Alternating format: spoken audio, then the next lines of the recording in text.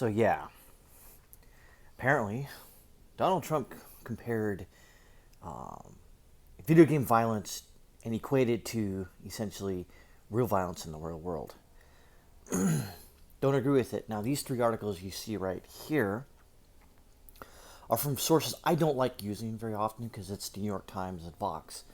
But and before you say confirmation bias, I've seen these reports all throughout the years of living, even in the late 80s and early 90s, playing video games. I've been playing video games since Pong, so that's how much experience I have with them.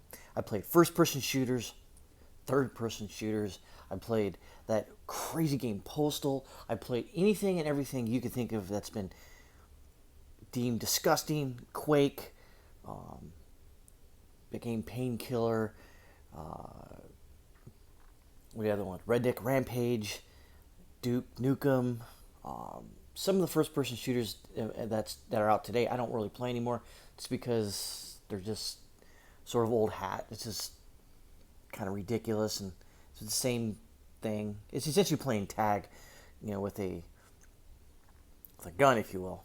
So I kind of moved on to that, and kind of, as you can see on my channel, I play like No Man's Sky, and yeah, I do play State of Decay too, but that's, zombies don't exist. We all know that, we think. But we can see, I'll just go through these articles real quick. I'll just kind of like scroll through them here and there. But again, they all say the same thing. There's no evidence to suggest that violent video games cause violence in the real world. There may be an outlier, I don't know, but I seriously doubt it. And to go on national TV and what are you going to do? You can't ban games. That's just something you can't do. What are you going to do? Put more restrictions on it? How? Again, I turned out okay. I played these games all my life. I haven't done anything crazy. Except that one time in that one country somewhere. That's besides the point. But again, there's no evidence. There isn't. There's just not. You could say, well, the guy was playing this game before he went out and did this stuff. Okay, but that doesn't mean anything. What if he was playing in Civilization 6? Does that mean he is going to, use the Indian civilization to attack the Mongols, with tanks and B-52s? No, that's not how that works. That's a turn-based strategy game, so I don't understand, this whole being wrapped around the axle about video games. Oh, man, I burped. That was breakfast. Eggs and bacon. Anyways, so I think what Trump is doing, he's throwing a bunch of crap at the wall because he sees the writing essentially on the wall that he just threw crap at. Meaning that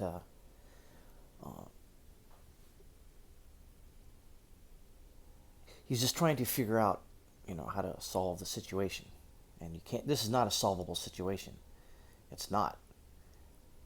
This is a mental health issue.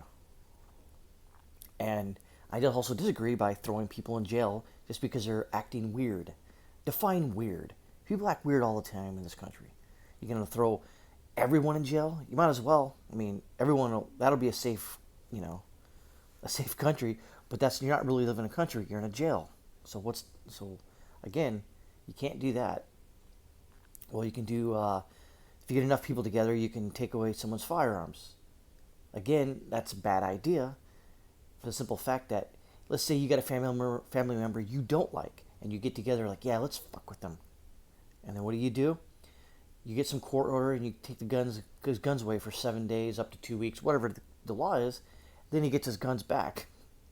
Because he has to go through all this court-ordered, psychotherapy, psychology, counseling, and come to find out, his family member just didn't like him because, I don't know, he ate a salad with an olive fork. I don't know. Who knows what could happen? And then you have people out there who say, well, it takes, to drive a car, you need a license. Why not a gun? Okay. I see where you're going with this, But then, what are the licensing requirements? Well, you need to go see a psychologist. Really? What if that psychologist you went to doesn't like the Second Amendment, and therefore you go there and he uses every means of his, under his, charge to not issue licenses, or say, oh, this guy's just messed up. Then what? So, another thing, like, confiscate all guns. Great. That's if you want a civil war.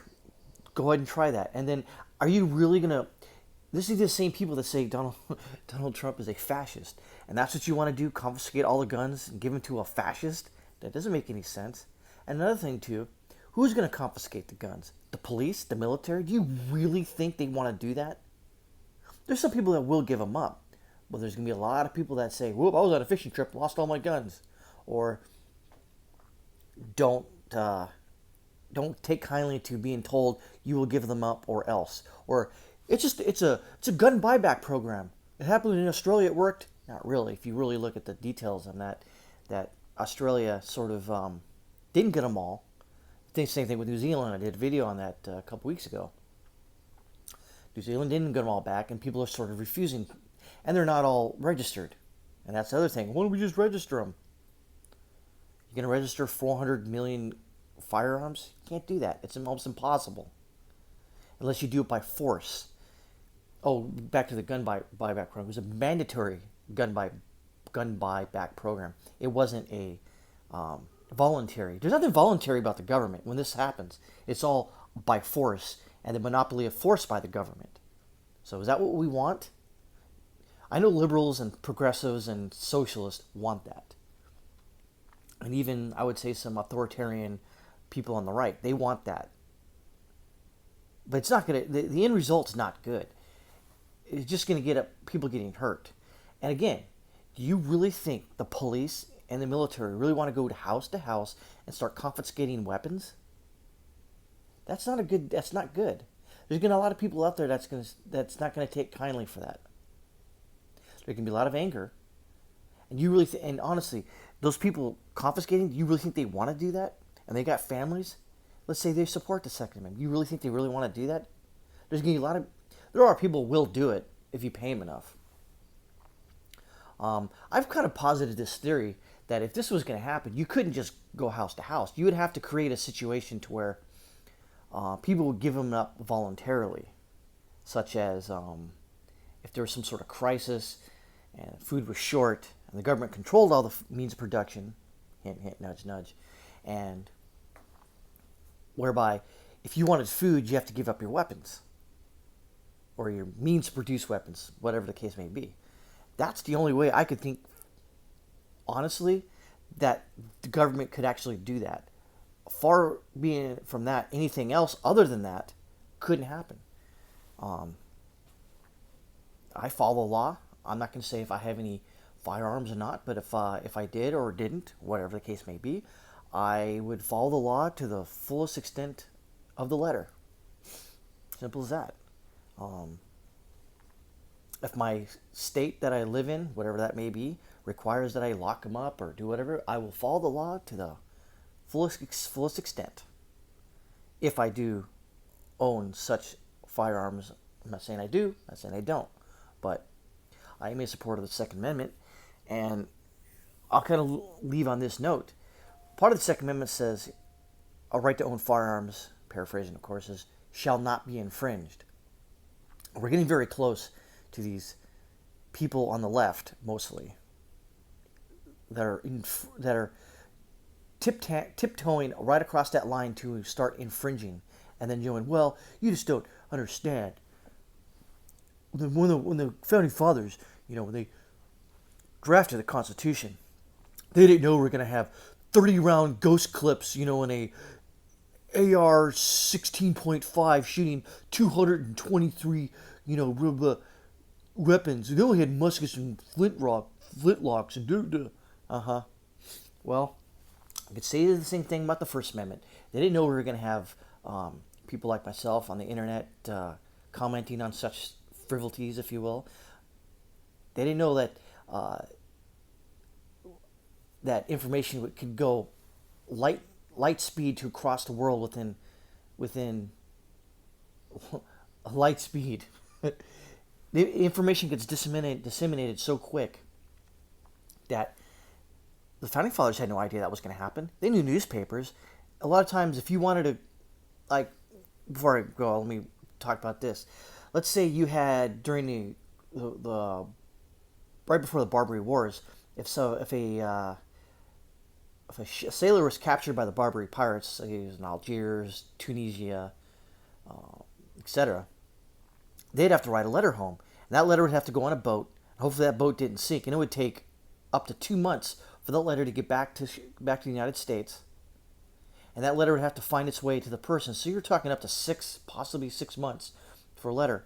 Nowadays, when somebody gets captured or kidnapped or whatever, it goes lightning fast and immediately people know about it. So again, the argument about they didn't know about the second the firearms would be so advanced, it's incorrect. The advancement in musketry and firearms was going pretty good. So they had an idea. They weren't stupid.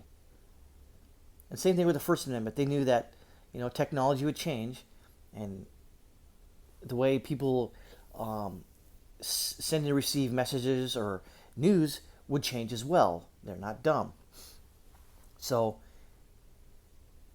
again, if they want the far leftists and the progressives and the socialists, if they really want to start something that could potentially be ugly, this is the way to do it.